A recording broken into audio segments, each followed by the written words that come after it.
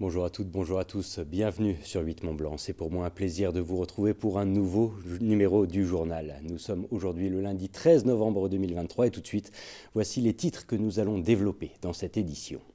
Nous partirons ce soir à la découverte de l'établissement français du sang et notamment de son laboratoire de Métessy en Haute-Savoie, un lieu qui s'avère être un maillon essentiel dans le parcours du don du sang sur le territoire.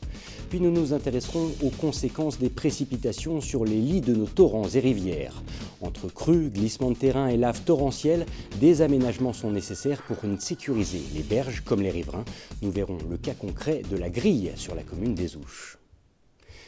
Mais avant de développer ces titres, on débute avec l'actualité politique de nos départements et notamment les élections qui avaient lieu ce dimanche sur les communes de Rumilly et d'Oussard. Des municipalités qui ont donc toutes deux changé d'édile après un premier tour sans équivoque. Du côté de Rumilly, Christian Dulac devient donc le nouveau maire après avoir su rassembler 70,66% des électeurs. Face à lui, la liste emmenée par Christian Hesson, le maire sortant, n'a récolté que 29,34% des voix. Sur les bords du lac d'Annecy, Marielle Julien a, elle, été élue maire désignée de Doussard après avoir convaincu 68,64% des habitants ce dimanche. Face à elle, la liste emmenée par Philippe Chappet a obtenu 31,36% des suffrages. Inaugurée le 30 août dernier, la nouvelle extension du laboratoire de qualification biologique du don de l'établissement français du sang tourne déjà à plein régime.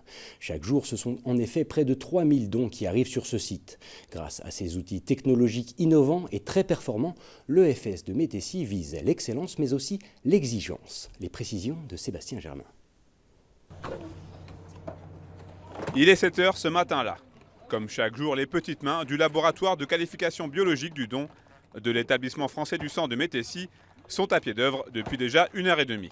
Ici, près de 3000 dons sont réceptionnés et analysés quotidiennement par la soixantaine de personnes qui y travaillent. Opérationnel depuis 2014, ce plateau technique est depuis quelques semaines doté d'innovations dernier cri qui répondent aux plus hautes exigences d'excellence. Cette extension nous a permis d'avoir de la surface supplémentaire pour accueillir de nouveaux automates de biologie moléculaire qui sont plus performants, qui nous permettent de compléter certains bilans nécessaires et faire face à des risques infectieux émergents nécessaires. Vous avez peut-être entendu parler du virus West Nile, des arboviroses, du virus d'hépatite E, etc. Donc ce sont des automates performants, de haute technologie, rapides, fiables et avec une possibilité de rajouter des paramètres nécessaires et donc de faire face aux évolutions. Des structures comme celle-ci, il n'en existe que 3 autres en France. À Montpellier, à Angers et à Lille. Le laboratoire de QBD de Métessy rayonne donc sur tout le quart nord-est de l'Hexagone et il représente un site ô combien important dans le parcours du don du sang. Nous avons une étape préanalytique importante de réception de tous les échantillons qui viennent de cette région Est.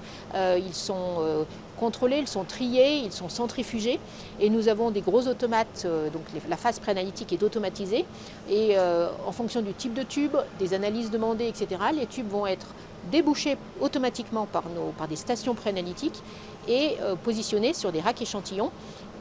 Et ces tubes seront donc prêts pour être analysés dans des laboratoires comme celui-ci. Grâce à ces investissements, ce sont donc au total près de 14 millions d'analyses qui sont réalisées chaque année ici, en immunohématologie, en sérologie ou en biologie moléculaire. On gagne en rapidité d'exécution pour nous les techniciens puisqu'on n'a plus à gérer chaque automate individuellement et que là c'est la chaîne qui prend en compte d'elle-même tous les tubes du début jusqu'à la fin où donc nous on intervient quand même pour les enlever du rack mais en fait tout est fait automatiquement. Une fois que les tubes sont passés, nous on gère toute l'analytique et les résultats et la validation des résultats. Et alors que les réserves sont toujours en difficulté, l'EFS souligne l'importance régulière du don du sang. Pour rappel, il faut être âgé d'au moins 18 ans et ne pas venir à jeun pour pouvoir accomplir ce geste citoyen. En cette période de fortes précipitations, le risque de crues et de glissements de terrain est bien réel dans nos départements. Afin de s'en prémunir, les acteurs locaux sont amenés à construire de nombreux aménagements. L'un d'eux a d'ailleurs été inauguré ce jeudi sur la commune des Ouches, un site sur lequel les laves de la grille ont déjà fait frémir les riverains à plusieurs reprises. Plus d'explications avec ce reportage. Ce qui paraît être un filet d'eau tranquille a pourtant fait trembler la commune des Ouches il y a quelques années. Le torrent de la Grille, qui prend sa source au pied du glacier éponyme, est en effet sujet à un phénomène de lave torrentielle.